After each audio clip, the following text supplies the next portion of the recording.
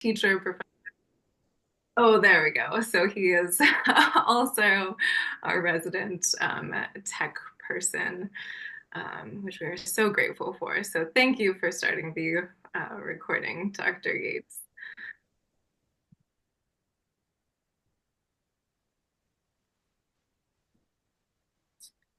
Okay, can everyone see my screen here?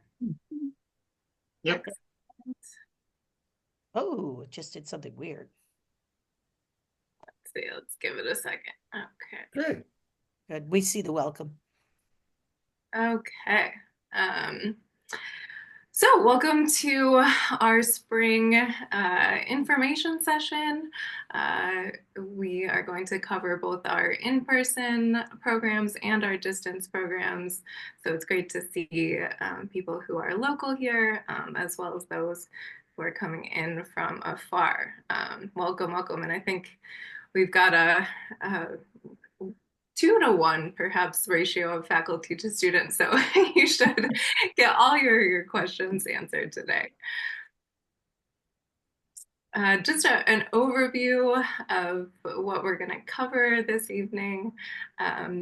Welcome you all, and also start off with an alumni video. So we have a wonderful group of alumni. We have Anne, who is here today, and we're going to start off with a video of some of our other alumni who can speak to their experiences. Then we'd love to know about you all and your background, why you're interested in creativity. Go into some quick facts about the program. Dr. Keller Mathers, our resident stone builder in the past couple of days, is going to talk about curriculum overview.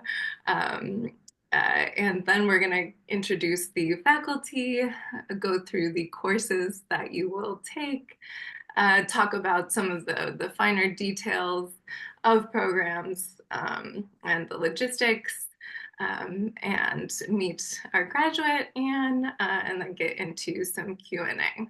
So with that, I will turn it over to Dr. Yates to share the video.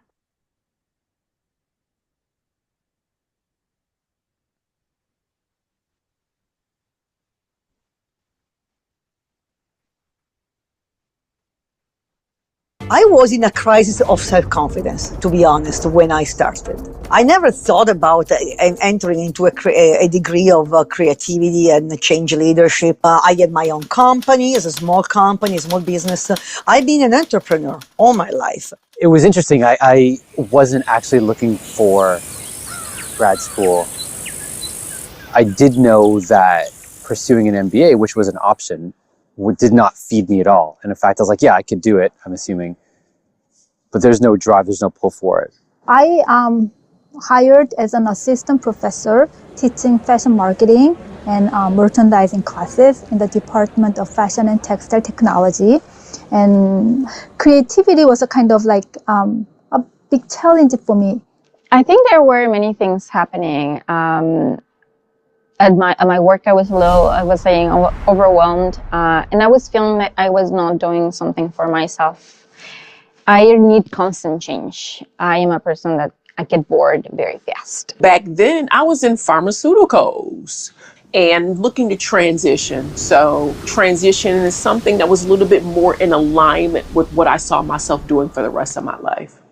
So this came to a point in my life that was really critical because whereas I was certainly excited and happy about a new life in the United States, coming from Italy, I was also kind of scared and a little bit lost and vulnerable. And so what that meant was two aspects of my life.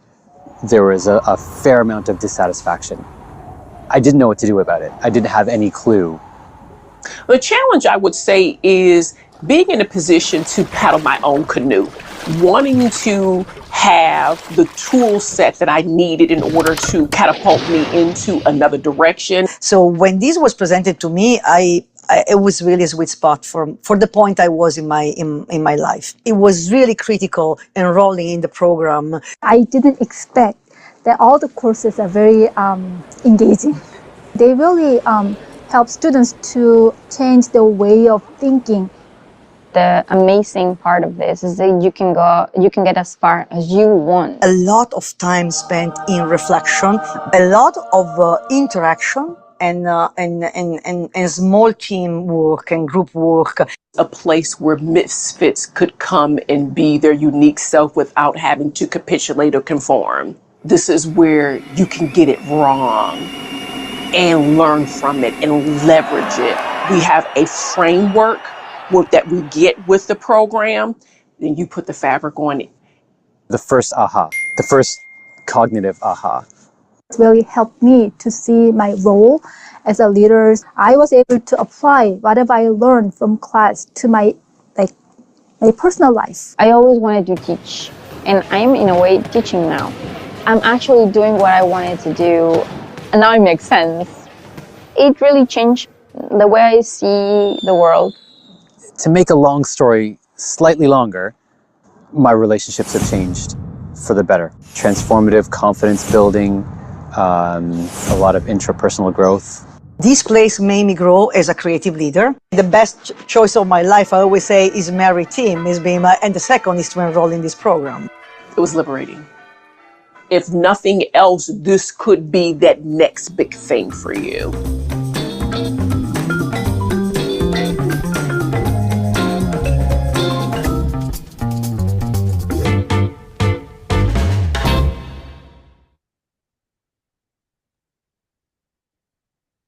Okay, thank you, David.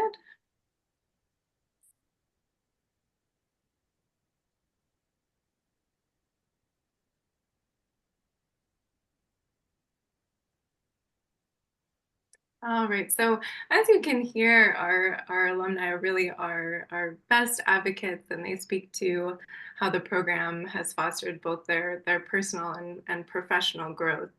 And so I also want to go into a little bit of the history of the department as well, to give you a background on where we come from, and complement what our alumni have spoken to in terms of what the program has become today. And also, I realized I did not introduce myself, so I'm Dr. Molly Hollinger.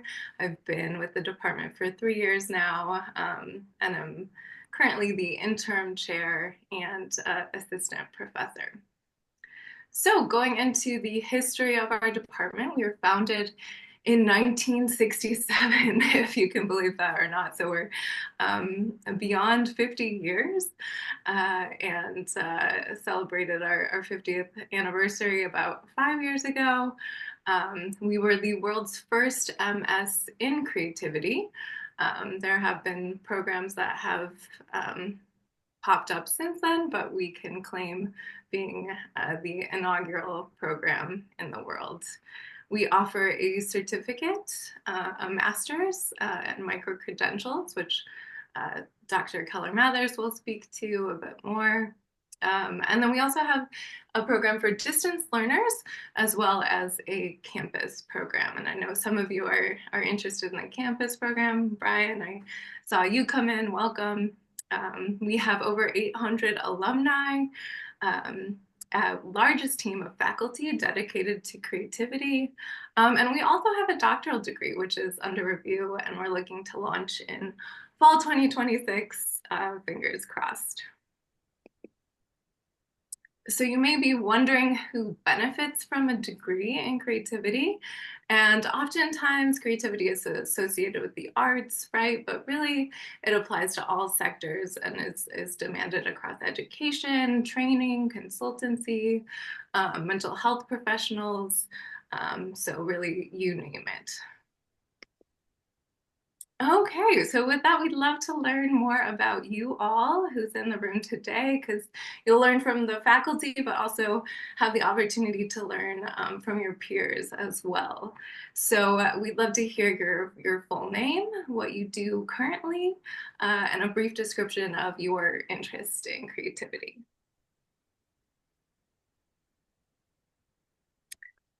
So, not to put you on the spot, but Kathleen, I see you first on my screen. If you would be so kind to introduce yourself, tell us a little bit about your background and why you're interested, why you're here today. Sure. Thank you. Thanks everybody for hosting this. So I've actually been in classes or seminars offered by Dr. Firestein and Dr. Puccio. I work at the University of Buffalo. I'm in IT. Donna Lolliger probably coordinated it. So then I'm on Dr. Firestein's email list, so I'm getting all the chatter. And then I attended the your creative conference. That was my first time attending that. And I'm getting more communication. But it was that video that you just showed us. Just hearing the alumni, their experiences, it's like, oh, those are my people, right? I have 2 master's degrees. I'm not really looking for another master's degree, although, this might be it. I don't know. So I'm still percolating. But the talks about transitioning and just since the pandemic, that was really eye-opening for me. I was involved with volunteering in the community and all this other stuff. But after the pandemic, I took a step back and I devoted time to me. And I was pursuing another alum of yours that I didn't know, but I follow this field. You might know it, sketchnoting or graphic recording. So Melinda from One Squiggly Lane in California. We've never met in person, but so I've been following that, and I've been following some other creative outlets. So no formal training, education, but it's just interesting. It's fascinating to me. I haven't thought about what could I do with it in my day job, but in my day job, if I do that reflection, I have created experiences for my coworkers, and I'm pretty proud of that. So I'm gonna be quiet, but it's just nice to get to know the program and you all. So thank you. Kathleen, great to see you. Well, thanks, Kathleen. Really great to see you. Donna Lollinger. Wonderful to have you. I recall working with that team, fond recollections. So great to have you here. Yeah, and in terms of, you seem to be a lifelong learner, so I think you're in good company here. And great to have you. All right, next I see Daniel, if you would like to introduce yourself. Excellent. Hello, everyone. I'm Dan Kaczmarek. I am the Director of Student Life's Assessment and Research Office at the University of Buffalo. So in that job, I help 26 different departments across the university do assessment and strategic planning and department review. And what interested me in this field really is trying to, it can sometimes be very boring. Trying to engage my peers and actually using data to drive change inside of the university and in their departments. Similarly to Kathleen, I also have 2 master's degrees, and one of them is in creative writing. I have an MFA in poetry. So I have a kind of a very, creative-minded side of me, and then this very analytical, structured side of me that I'm trying to merge together to better engage my peers in kind of driving change. Wonderful. Yeah, I think, again, you're in good company in terms of people who have this combination of interest in being data informed, and then also, sort of the more, how do you combine that? It's, people think, data is so boring, but we would tend to disagree. I'd add to that too, Daniel. The seminal research on creative personality shows that highly creative people are able to bring together traits that seem to be in contradiction. So you're in great company. You're modeling that seminal research. Thanks, Dan. Hernan, am I pronouncing that correctly? Yeah, that's good. And I did join the audio via my phone, so just let me know if it's coming good or not. I see some thumbs up. Awesome. Yep. So Hernan Torres. I do work for CCL, for Center for Curricular Leadership, and actually the reason why I heard of this course was an alumni. We were talking about innovation, and he went through this course, and he's like, hey, you might want to check it out. So similar to the other folks, I don't have two masters, I just have one. But yeah, right now I'm exploring a little bit more around innovation, all that good stuff. And so, and based on the recommendation of that alumni, I was like, I'll check it out and we'll see what happens. Herman, would that be Jonathan Vihar? Yeah, that's a guilty one. And is Pete Ronayne still at CCL? Pete Ronayne is still at Please CCL. give him my very best. He's a dear friend. Yeah. Absolutely. Yeah. Those two are trouble. Those two are trouble. Yeah, that's why I hang with him. Great to meet you, Herman. Likewise. Welcome. Brian, great to see you here. Yeah, great to see you all too and meet you. And as Sue had mentioned, I am the son of an alumni. So actually, I've known about this program for a few years. And my particular background is within the arts. I'm an artist, one master's, an MFA as well. But my professional career has been primarily in helping to build and lead art programs for adults with intellectual and developmental disabilities. And it's a niche field that I was able to progress in, which is somewhat rare, but I enjoyed it very much. And had a chance to go abroad on a Fulbright to Romania to research ways that can be communicated. And because I kind of fall in between, or not within, but in between art education, art therapy, and disabilities, it's been fun, certainly, and energizing to kind of find my own niche and build it. And when in Romania, something that came up was not to rely on art to be the goal, because anytime that was mentioned, and as it is in any culture, people have a very specific outcome in mind. So I try to focus the language more on creativity itself, because that was a bit more broad. So for the last few years, that's kind of where my mind has been, and so those are the ideas on my mind. And so this seems like a terrific space and community to have those conversations in. Yeah, thank you. It's such a fascinating background, and as the video spoke to a little bit, is that there's such a diverse range of backgrounds in terms of our students. We all love to have conversations with you all, and as a faculty have a variety of backgrounds, but also your peers too have a variety of backgrounds and specializations. So, I think you have a lot to offer in terms of like your background with disabilities, and then there are people who are more arts focused, and how do you sort of combine that and have those conversations. And so we try to create those spaces in the program. So it's great to have you. Let's oh yeah, please. Mike, are you there?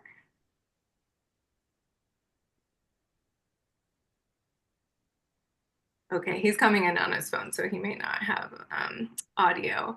And then I see Dr. Eugene Ravenel, who has been through our program, but perhaps you're interested in the doctorate, or so if you'd like to introduce yourself, tell us about your interests.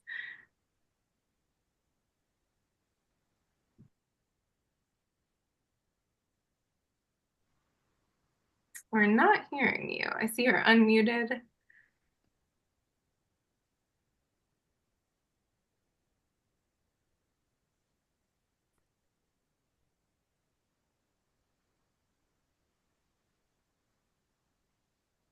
See some mountains now, so we may be making progress.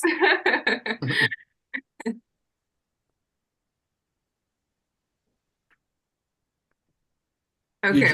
Yeah, he's been through a program. We might want to come back to him. Yeah. We'll loop back with you, Eugene.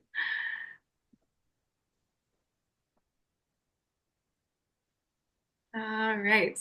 Now I have the pleasure of turning it over to Dr. Keller Mathers, who will talk about our curricular structure, so sort of giving the broad 360-degree overview of how we have conceived of the program.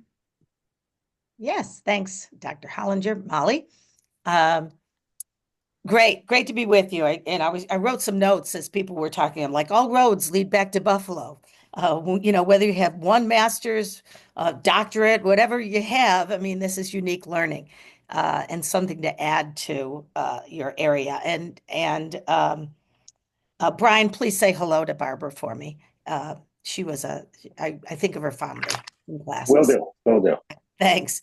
So here's our structure. This is Ruth Knoller's one of the founders of our program. Her and Sydney Parnes founded the program, and she was the second woman computer program in the country during World War II, worked on the Mach 1 sequence control calculator at Harvard, the first computer. And she thought through a mathematical eye, because she was a mathematician and a math teacher at University of Buffalo. And so she was challenged with putting together a definition of creativity.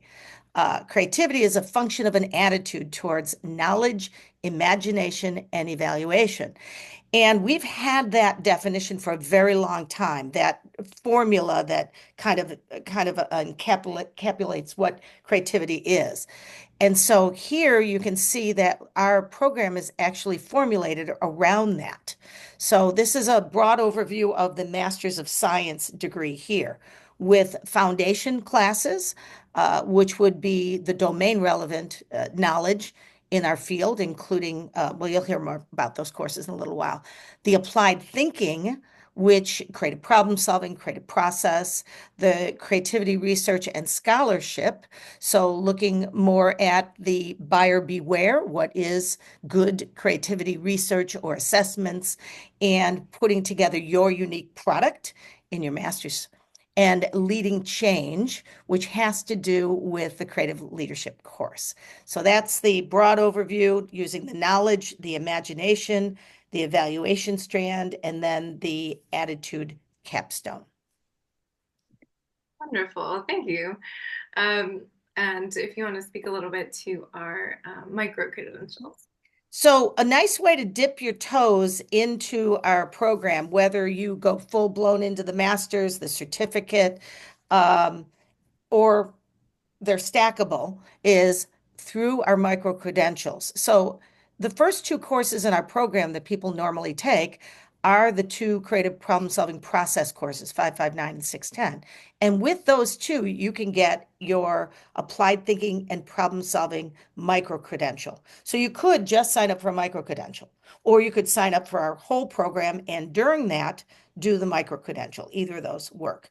And we also have a creative education micro-credential, which is a series of 4 courses. When you take the applied creative thinking and problem solving, most everybody or everyone that goes through our program signs up for that, because they're also 559 and 610 are required courses. So it makes sense to get that micro-credential.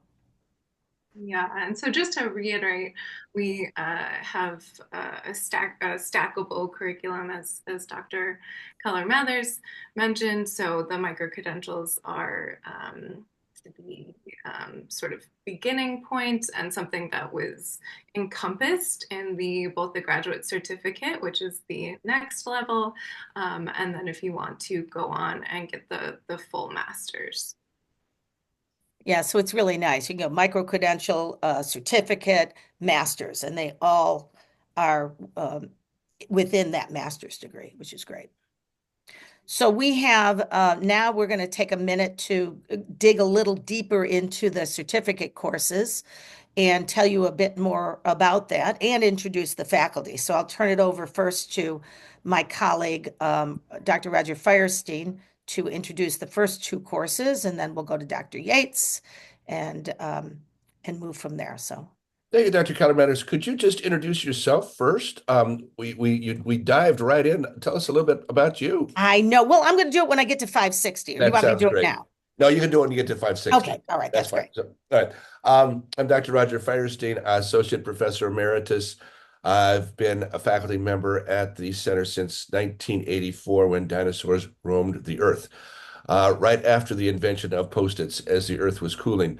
I've had the honor of teaching all of the folks here and being on the committee that actually hired Melody. And so also Jonathan was a student of mine, and Pete Ronan was also took my classes at the Center at Federal Executive Institute.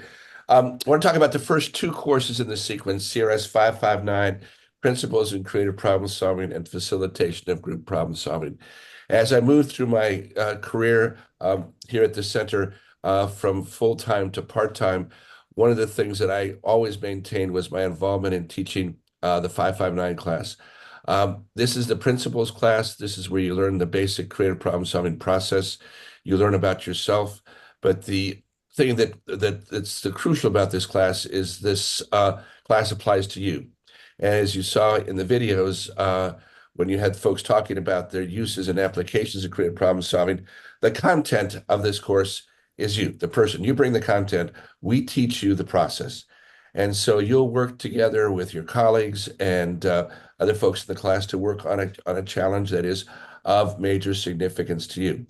And I want to just tell you, as we begin this class, I ask people to pick a goal, a wish or challenge, an inspiration, an aspiration that they'd like to make happen in their life. And sometimes you have to encourage them to think bigger. But the results of these classes is people have chosen major goals. We've had people change their lives. We've had people start companies. We've had people publish books.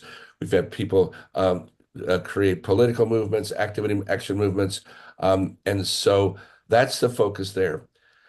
So it's on you, and you learn this process and you learn to think differently, because as a result of taking these courses, you will be thinking differently.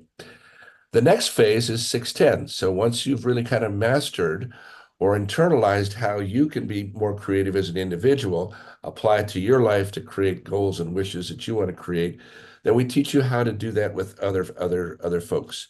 And so you practice facilitating creative problem solving in groups, you practice teaching the process, and you really get the fundamentals down of how to lead someone through this creative problem-solving journey from a goal that they might have, an ill-defined challenge, to some step-by-step plans for action. And that's the beautiful thing about the creative problem-solving process, is it's not just figuring out what the problem is, it's not just getting ideas, but it's putting actionable ideas into action and making a difference in your life and the life of others. So that's a little bit about these two classes and a little bit about me. Great, thanks. Thank you, Sue. And you'll also have a chance to ask questions at the end too. We will stay as long as you want and answer the questions. I want to introduce my colleague, Dr. Yates, to talk about CRS 670. All right. Well, hello, everyone. Roger mentioned that he's taught almost all of us. Almost all of us went through the program. We are very much believers in this process. And when I went through the program, I assumed that I would learn more about creativity. I was not prepared for seeing life differently. You will not be the same. Trust all of us when we tell you that being creative brings out the best in us. And so the way you look at challenges and goals and problems, the way you look at your relationships and the rest of your life it will not be the same. It's impossible to go through the program and not feel that. CRS 670, as the title of it suggests, focuses on how to teach and train creativity to others. And a lot of our students are either educators themselves, or they are trainers, let's say in the corporate or the nonprofit world.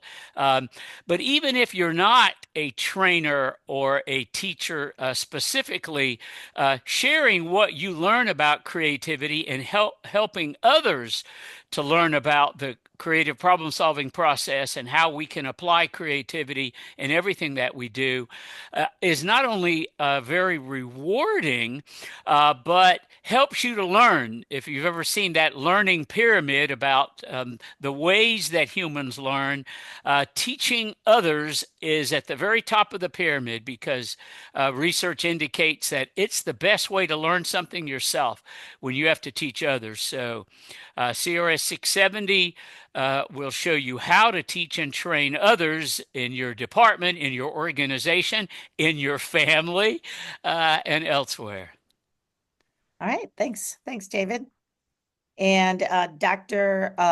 Azia Prock will talk about our CRS 620. Thank you. Hi, everyone. So I am Melody Özyaprag, another full-time faculty member in our department. I teach the 205 Intro to Creativity course for undergrads and CRS 620 for graduate students. So CRS 620, namely Creativity Assessment, Measures and Methods, is a combined class that covers both theory and methodology. It gives an overview of how we assess creativity and the research methods behind it. In this class, we cover a wide range of creativity instruments that look at different aspects of creativity, like creative performance, creative products, creative achievement, behavior, personality. And we really want students get a hands-on experience with several of these measures, which helps them understand how these instruments can be used both in research and, of course, in practice, or even in personal and professional settings. So the course also focuses more broadly on research methods and related issues.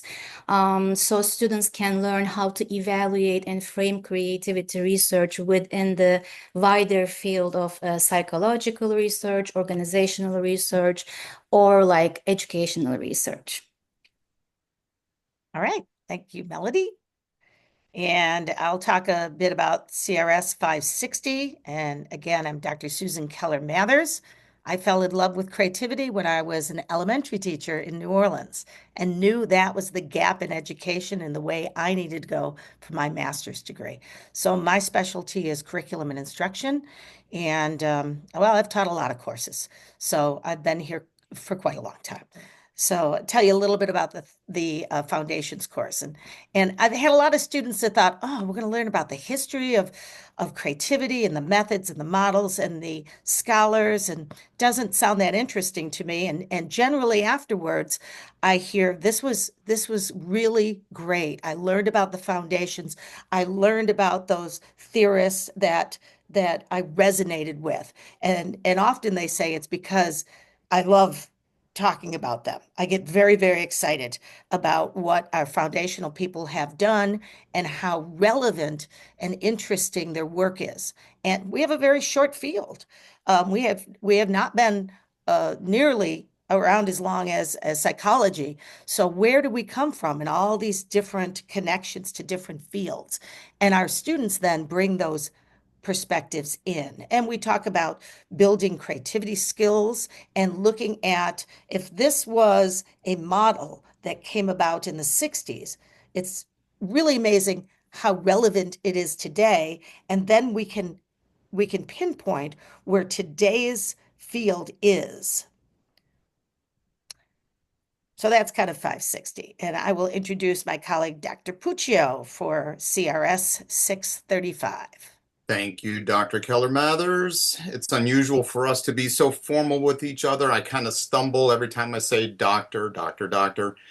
So I am Dr. Gerard Puccio, distinguished professor, been in the department for 30 plus years. I have currently having the delightful experience of being on a sabbatical, working on several book projects and celebrating watching my good colleague and friend, Dr. Molly Hollinger, lead the department while I'm away. So I have the great pleasure, if you are looking at the screen, if you cast your eyes onto the last column on the far right, says summer 2026. For those entering into the distance program, this is the capstone course in the graduate certificate.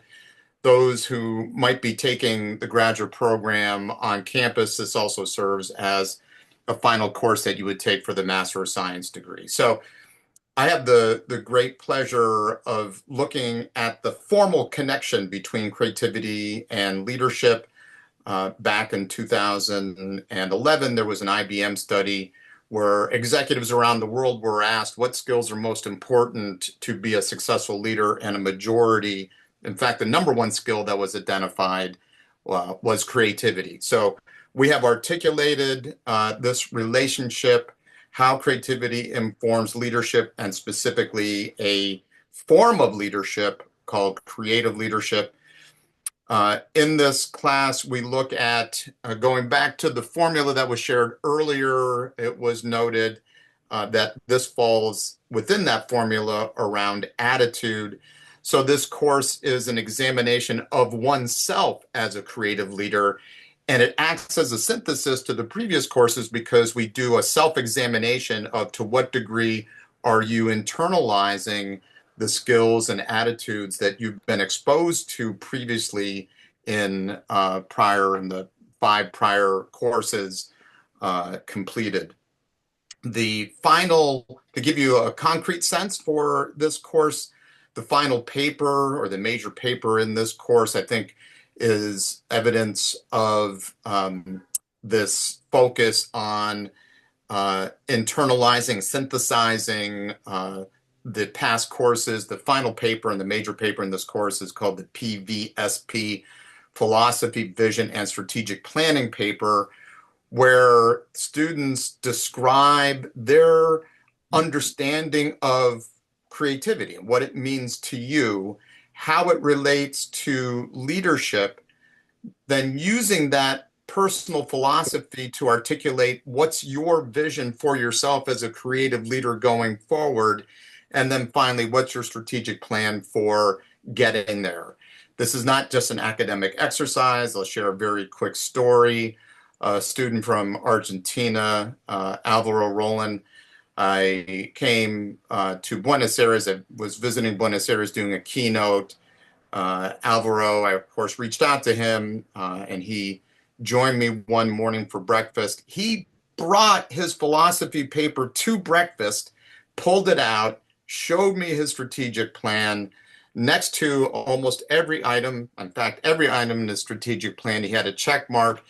And he said, Gerard, I wanted to show you this paper and wanted to share with you. There's one item on here that I haven't checked off yet, and it's to write a popular press book on creativity in business. I'm going to check it off now. And he then produced from his briefcase a copy of his book, which he then turned over to me. So this is not only a paper in theory, but it's a paper that often students use it to guide their creative leadership efforts going forward. So hope to meet you all in person, virtually or on campus in the future, and to have that opportunity to take you through that experience in the 635 class. Thanks. Thanks, Dr. Puccio, or as you said, Gerard. We typically don't talk about one another using our formal titles. So I'll wrap this up here in terms of the courses if you were to go on to pursue the master's. And also I should mention that this timeline is for the distance students. So if you're campus, you would be looking at a little bit of a different start date timeline, and we can get to that in the Q&A portion. But if you were to continue on to the master's, which I would say the majority of our certificate students do decide to do, you would take CRS 625, which is Current Issues in Creative Studies, and that talks about the latest research. One thing that's really remarkable about the creativity field is it just keeps growing exponentially. We're learning more and more now I'd say the latest trend is artificial intelligence, and it's just sparking again this exponential growth. So we share the latest research in 625, and then we get into the capstone project. So this is very much complementary to 635, the leadership course, in terms of clarifying your personal goals, professional goals, and putting that into reality and implementing those goals. And then also you would have 3 electives. So this could be in a different department, it could be an independent study. And we really make an effort to help students find electives that align with their professional development and goals. And I would say the program in general is very much focused on individual interest. So wanted to keep that brief because we just have about 15 minutes left.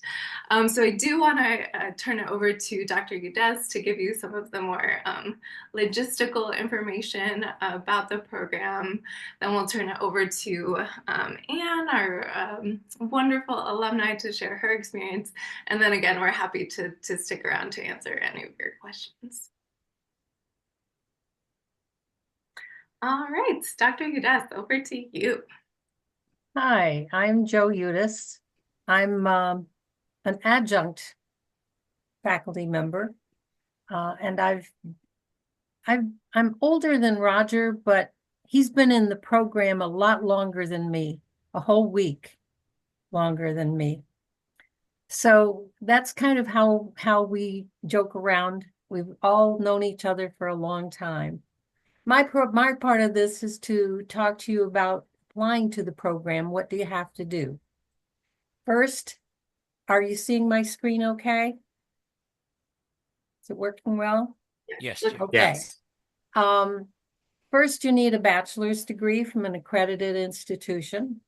You need a minimum undergraduate grade point average of 2.5 with 3.0 preferred. 5 years of professional experience if you are a distance program student. And if English is the second language, you need a TOEFL score of 79 or higher, or a minimum band score of 7.0 or higher on the IELTS.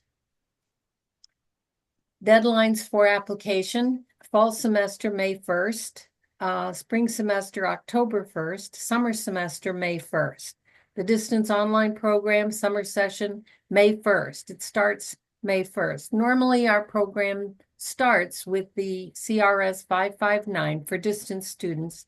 559 starts in the summer, and that puts you in a cohort with a lot of other people from around the world that you can go through the program with and be in each class together. Although if you can't make it that way, we can get you in another way. Those applying for 100% online programs, if the seats fill up, you'll be considered in a subsequent year, so please apply early. Applications submitted after deadlines will be continued to be reviewed on available space, and you must have that 5 years of professional experience. This is where you apply: creativity.buffalostate.edu/apply. And distance students will first apply for the certificate in creativity and change leadership. You don't apply for the master's program right away.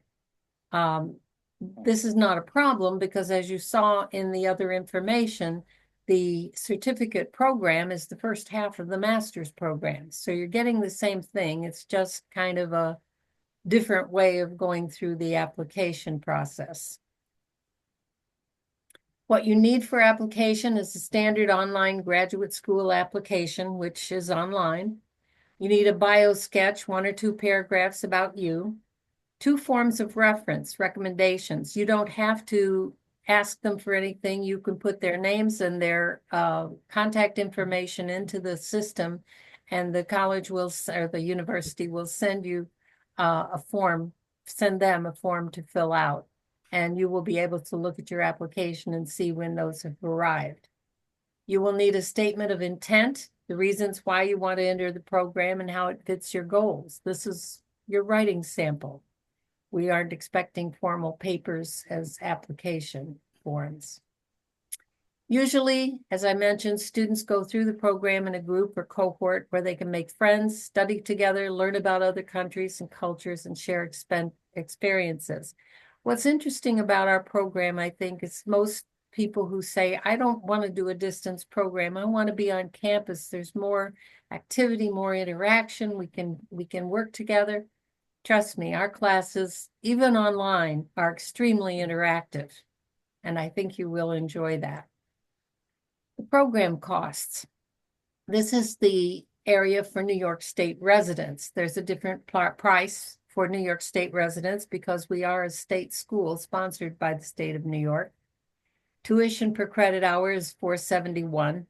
Mandatory fees, $37.10, for a total of $508.10 per credit hour.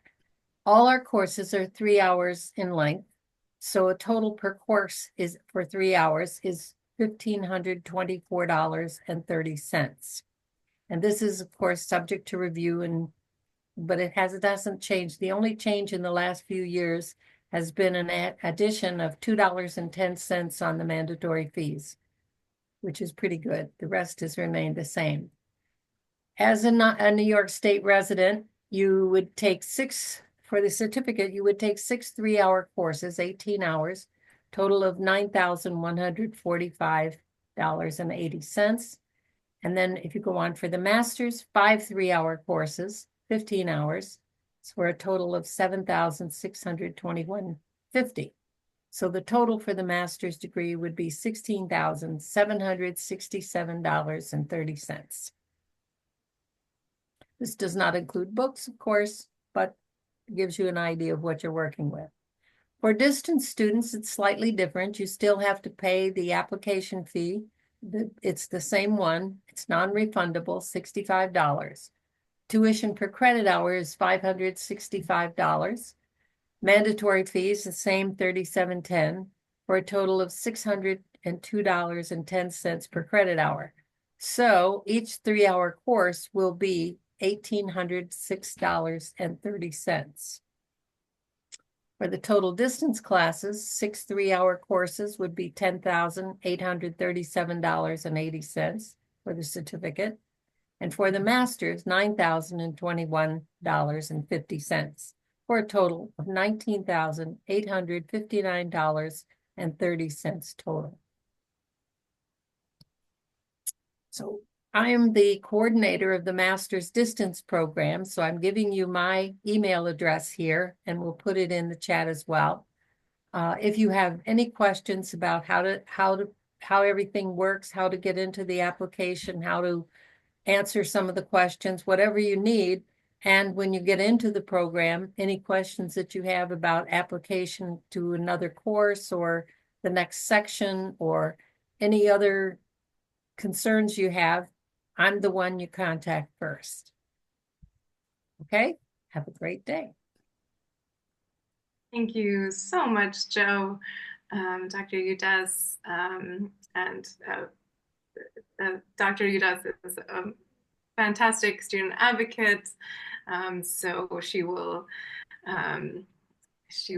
communicate to the powers that be, whatever you need, and we are so grateful for her expertise and attention to students. And I also put in the chat some other contact information. We also have a wonderful administrative assistant. Her name is Susan Rizzo, and she is just a bright light. So if you call the department, she will answer you in a very positive, enthusiastic voice, and help you with whatever you need. She is the most welcoming, wonderful, helpful person. So a resource at your disposal. So her contact information is in the chat as well.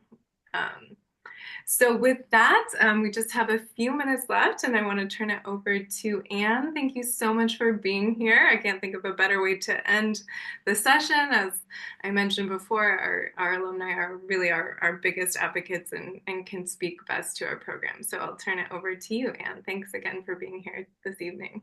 Yeah, of course, it's my pleasure. So my name is Anne. I live in Montreal, Quebec, Canada. I was an online student, and I could tell you that it is true you do get close with the online cohorts. We had a really tight one. We even called ourselves a name, Tiger Dogs. And it was very wonderful. So I have to say everything that they said is true. Everything that was said today is what I experienced. And I was looking through my assignments, and I came across the strategic plan in Dr. Puccio's class. And it definitely set me on the right path. I'm actually just publishing my first book, and also publishing my first article. So I have to say, when I first started, I really wasn't sure what to expect. I just knew it was interesting. And I was in a space in life where I needed to change as well, as some of you have spoke about. I was working in a corporate world, and I'm also an artist, and just trying to resolve where do I belong in life now. And I have to say, my perspective was a little bit different going in, and I was allowed to navigate through myself where I wanted to be and how I wanted to use the program. And so now I'm in a PhD program in art education, and I'm pursuing a lot of research on art thinking. And that really started with the course, with the master's course. And I don't want to take up too much time, but one thing someone asked me after I graduated, I was so excited when I graduated, and it was last year, last May, I guess.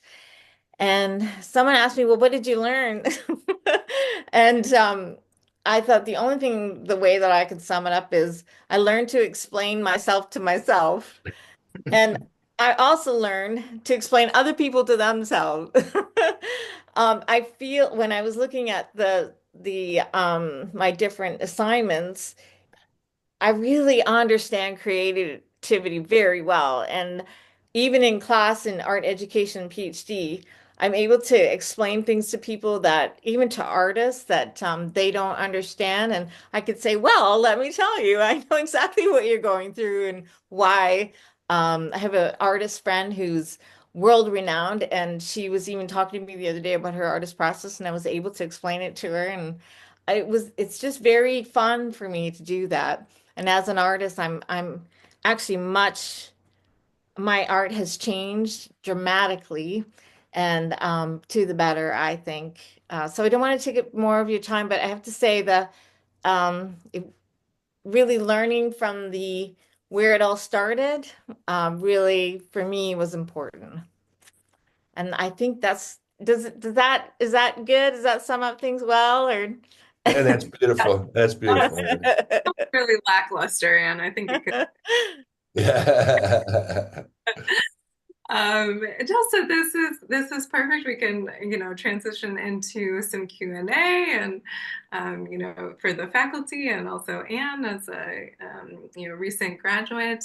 Unfortunately, I'm sad to say I actually, heads up for those who are in the distance program, we teach courses on Friday evenings. So at 5 o'clock, I'll be going to teach the creativity assessment course, but other faculty are able to stick around. So we can get into some Q&A here.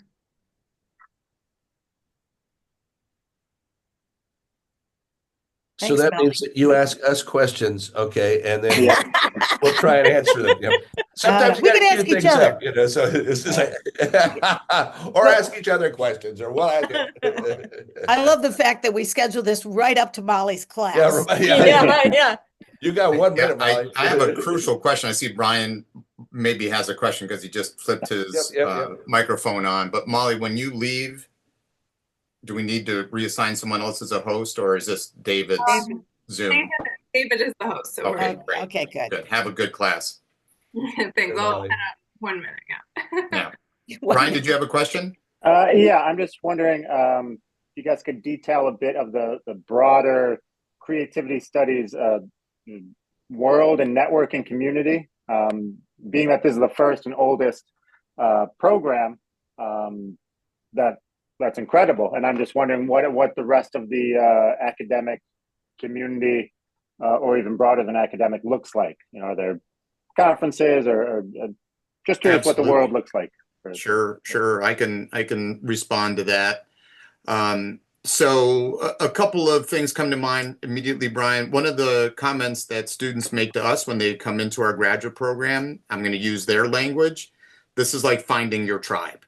It's like finding like-minded people. And as a result, we have a very strong, tight-knit community. So it's not only coming into a graduate program, but it's very much coming into a community. In fact, it almost sounds like an exaggeration, but we have had students report to us that there are mixed feelings about graduating. And this is what actually compelled us to start our annual conference, is that our students said, we don't want to leave. We want to stay connected. What can you do for us? And so we started, I think, Kathleen, you mentioned you attended the Creativity Expert Exchange this year. We started that conference as a way to stay connected to our community and for members of our community to stay connected to each other. So besides that, we have social media that we use to help our students and our graduates share ongoing information with each other. There are other conferences in the field. In fact, a sister institution, the Creative Education Foundation, has been hosting a conference since the mid-1950s called the Creative Problem Solving Institute, and many of our alumni attend that conference. That conference is now returning to Buffalo State. Connected to the conference, Molly left the meeting, but Molly is organizing a homecoming, like a reunion for our graduates. So there's lots happening. It's a very vibrant community. The reason why I jumped in is also, while I'm on sabbatical, one of the things that I'm working on, a book that I'm working on, is a handbook on applied creativity programs in higher education, where we have looked at where are all the creativity programs in the world. It was mentioned we were the first Master of Science degree, first undergraduate program established in the mid-1970s. There are now some 70 programs around the world. We have about half of those programs being featured in this publication. So this is a way of continuing to expand our network. So yes, hopefully, Brian, from what I just shared, it'll give you a sense for how participating in the graduate program then leads to potentially, as much as you wish, an opportunity to play in the field of creativity. Terrific. Thank you. Yeah. And I just put in the chat some of the organizations, and they've just grown amazing. Like CCL, us, the Creative Education Foundations, those are the oldies but goodies. We've been around for a long time, and there's so many more sprouting out now. And I mean, one of our goals is to grow the field, and it's been amazing. And our founders really believed in sharing materials, sharing knowledge, sharing, and that very, academic and educational. Open source approach. Yeah. And so that's been, where we come from as a academic department is you call us and want to know about a program to start your own, we'll come out and help you. Terrific. Yeah. Oh, Eugene, are you there now? You just said something in the chat. So let's continue we'll stay as long as you want us to. Other questions, comments, wonders? What do you have for us? Kathleen, I see your digital hands up. Yes. I didn't hear it from Joe, Dr. Udis. There's no test requirement for Is there a test No requirement? graduate record No. examination. No Only for standardized you. test. Only Yeah. for you, because you're Okay. IT. No, fair enough. Can Thank you help us with our IT? That's the test. No. No standardized test to get into a graduate No, program we at don't Buffalo have any State. of that. Yeah. All right, thanks. But we do have a letter of intent, because one of the things we're looking at, obviously we look at grades. But some people will come back decades later and say, this is what I've been missing. And so, you've got to take that in mind. But for everyone, we're looking at a letter of intent. Why do they want this program? And if somebody says, well, I need a master's and this looked great. No, we're going to have an interview, because obviously you don't know what you're getting into. So we want people to be informed, because the people that come in they have decided on a unique program. And so, understand what it is and know the way it connects to you, or even if you're not sure, know that there's something there that draws you to it. They're motivated to really go at it, to go to work, and so the interactions are deeply personal. They're rich. And it's not in their head. Yeah, absolutely. Yeah. Which sounded from what you had said earlier, Kathleen, like that's already happened to you. Yeah. You've already gotten interested. Oh my God. Just even listening to all of you, just the energy in the room, this virtual room it is contagious. I'm really loving what I'm hearing. So thank you for that. I'll see you on the application process. I'll see you in the application process, Kathleen. And I think Daniel, did you have a question also, or a comment? Yeah, so you said like the distance learners kind of start off in a little bit of like a cohort, right? If we have so if I'm like kind of chipping away at this and dropping in and out of a cohort, do you have a lot of students that are doing? We that do. are following We do that have path? students that do that. We try to accommodate whatever your needs are. Sometimes a student will, like I was working with a student today who finished the certificate program and decided to take a couple semesters off. And somehow her application, her ability to go in and register again got lost. So I'm helping her get back in. And it's whatever you need. If you need to take one course a semester instead of the two that we have in spring and fall, that's okay. If you need to skip a semester, that's okay too. If you need skip more than one semester, you put in a leave of absence, and then when you come back, you just jump right back in. And we have a name for you. They are called the cohort hoppers. Yeah. And so what happens is, when you start, the cohorts, they really become a team. I mean, they know each other, they depend on each other. Lots of them have different systems in which they keep organized. They name themselves often. And so sometimes people are worried, I'm leaving my cohort. I said, no, you're not leaving your cohort. You're gaining another cohort. And there's advantages to that. Yeah. We called them tiger puppies. Tiger, those that you embrace them, right? When they Each cohort, they're not cliquey at all. There's a strong bond, but of course, because of what we teach, Daniel, there's an openness. So I do have a question for you, Daniel. Jonathan Hulbert, do you know Jonathan?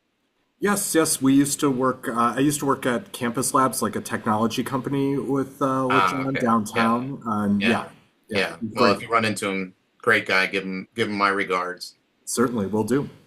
Hernan, it looks like your digital hand might be getting exhausted, so please jump in. I think I appreciate Gerard. No, so one tactical question, and then I have another question as well. So are the requirements the same also for the micro credentials as is for the certificates and the masters? Basically, when you apply, some people do the whole application, but just for the micro credentials. And then, and that's okay. What happens, and I'll warn you about this, you get those first two classes and they become addictive, and you have to come back for the rest, just so you know. Yeah. Also, Hernan, the other piece logistically, you want to apply if you're out of state, and I think you're out of state. If you're out of state, you want to apply for the graduate certificate program because you're considered a major in an exclusive graduate program, which qualifies you for the reduced distance tuition rate. And when you apply to the graduate certificate, one of the drop-down menu items is you can select a micro-credential. Mm-hmm.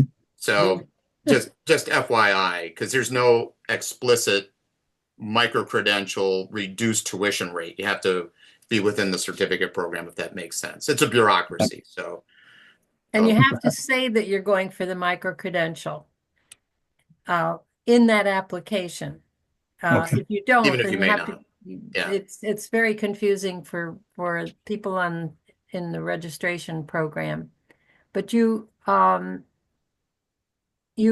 able to get, if you, depending on how you work your system, on your way to the master's, you could get 3 other certificates, 2 micro-credentials and the graduate certificate on the way to the master's, which gives you lots of credentials to put on your resume. Load There up you your go. wall. There you go. There you go. Lots Or of your credentials CV. doesn't seem to be a challenge for this group. No. No, they've Eugene got made it. it.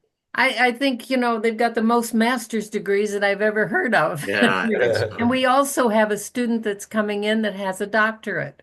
that's not unusual. She's already been accepted. Yeah, it's not unusual.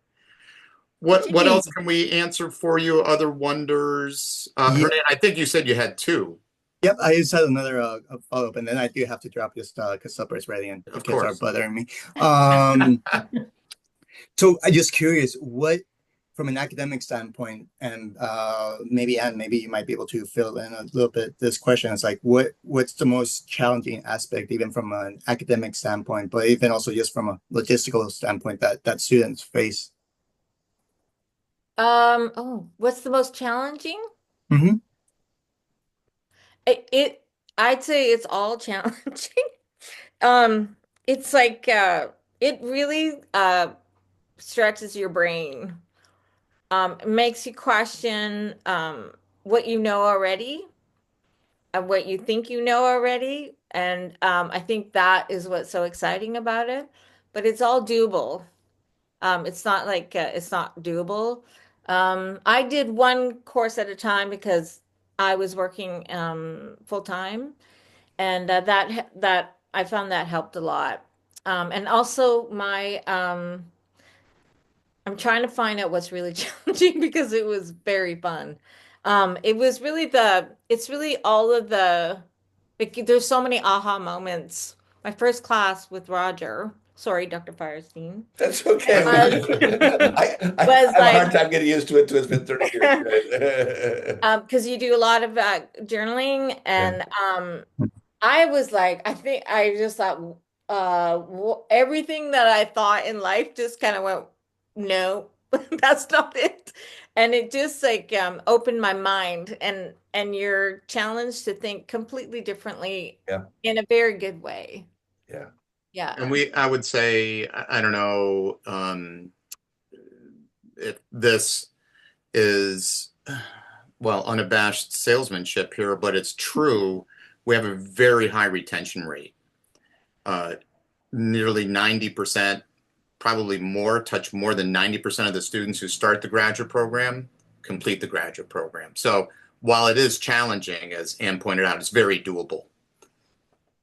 When you think about a traditional academic program, it really depends on your talents. We've had students that might have struggled with the technology part, using Mural, and they gain those skills. But that one was, others, if they're a strong academic, the writing the research papers isn't an issue. But for others who have come through other kinds of programs, perhaps the APA, I know, Anne, right? APA. You love it. Sure. So the style, or, and then some people come in and they feel like it's a good fit for them, but they're not sure what they're going to do with it. And so throughout the program, when we're talking about, what are your big questions? What is it? What's the fit for you? People will start out in different places. And so I don't think there's any one thing that is difficult for everyone. It depends on their background, their strengths. Sometimes we get more people that say, okay, the assessment course is not my area. And they really gain some skill in there, but that's not everybody. So And Herman, considering the place where you work right now, this is going to blend in beautifully with what you do day to day. Yeah, yeah. Mind if And I that, I elaborate? would say, actually, I would jump on that. Thanks, Raj. You're welcome. Many of our students say what they learn on Tuesday night, they're applying Wednesday at work, or what they're learning on Friday night, they're applying Monday at work. So much of it is so highly related to work and life. I mean, fundamentally, creativity is a crucial workplace skill. World Economic Forum job reports just came out. Still, creative thinking is number 4 on the list. Between 2025 and 2030, it's expected to increase in importance by 66%. So it's not going away. Plus, J.P. Guilford, famous researcher in our field, said to live is to have problems, and to be able to solve problems creatively leads to growth. So a few graduate programs can touch so elegantly on both work skills and life skills together in one program. So. Gene had asked to speak, but he was muted, so he's now open. Well, Anne wants to say something about this first, if that's okay. Yeah. Is that all right? So I know he's about to skip over to dinner, but just be aware that I hope you know what you're in for. You know what I mean? And the reason why I say that is because the Creative Leadership Master's Program was very, very addicting from class 1. I think I've expressed that to Dr. Mathers, Dr. Puccio, how it just grasped and grabbed me like right away. You know, I came in this program going for administrative assistant, and I've taken 4 creativity classes in order to fill in some gaps for credit. And I was talked into the program, and I thought it was basket weaving 101. Well, when I absolutely went into the program and went through my first class, I was just bought. I was sold. So with that, and not only were you bought, but you sold it to your wife, who then went through the graduate program. So you passed it on. And a daughter. And a daughter. Just know I was able to do it through Osborne's technique, so that you know. Yeah. And it was through brainstorming, and it won them over. So you're right, Dr. Puccio, when you say that, it's something that you kind of use every day, this whole creativity genre. And because of it, I actually stretched my horizons and decided to join the PhD program in the U.S. Virgin Islands. So, I think personally, you've got to just dig deep inside your soul and ask yourself, you know what I mean? Is this something I want to do? I mean, I'm interested, but I say to you, go with your gut feeling. If you don't try, how else you know? Yeah. I'm going to leave. Wonderfully said. Thanks, Eugene. Thanks. I'm just going to add to that, that there was a point where I wasn't sure what this meant for me, because, and I struggled a little bit because I was really interested in the art side and I didn't know. So what helped me though was the independent study. And I got some very helpful guidance from Dr. Puccio on how to investigate what my interest is in and how to relate it to creativity. And after that, it took off. Well, that makes me think too about Brian's question, and I'll expand a little bit on what you shared, and in terms of the independent study. The courses, the assignments allow you to tailor your learning to your own interests. So the assignments aren't so rigid that you can't find a way to weave your own learning goals in. So Anne, you came in with a background in the arts. You wanted to look at how might I be able to use instruction in the arts to promote creative thinking as a generalizable skill. So Brian, when you were talking, you kind of reminded me of Anne's work. And a lot of the assignments that Anne worked on throughout the courses dovetailed into that particular objective that she had. And as a consequence, Anne was able to go to, we've got a very strong relationship with a creativity conference in Italy. Who doesn't want to go to a creativity conference, especially in Italy, on the Mediterranean? Absolutely beautiful environment. And she was able to present her master's project there and had just a very positive experience. And I forget, Anne, whether you were able to get Graduate Student Association funds to support that, but the Graduate Student Association is very generous in supporting student travel to make this even more feasible to participate in those kind of learning experiences, to accentuate as an extracurricular experience to accentuate what you're learning in your graduate program. So It was amazing. Amazing. which is happening right now. And Sophie sent me a photo, one of our current students. She's at CREA right now, and she sent me a photo of her, big smile, having a delightful experience. And Sophie actually is a Chancellor's Award winner this year. So Yeah. we've had quite a few Chancellor Award winners in our program, which has Yeah. been amazing. So any other burning questions, Hernan? I know you've got dinner. I'm curious to know what you're having, but don't pause to let me know. Just enjoy. No, I appreciate it. Yeah, nice to meet you. Nice to No, meet likewise, you. and thank you all so much. Okay. Nice to Well, meet thanks, you. everybody. Stay. If anybody has any more questions, they can stay, but thanks for coming. We look forward to seeing you. Also, feel free to share my email with anyone. I'd be happy to talk to anyone. Thanks, You want to Ann. drop it in the chat box? Go ahead, Ann.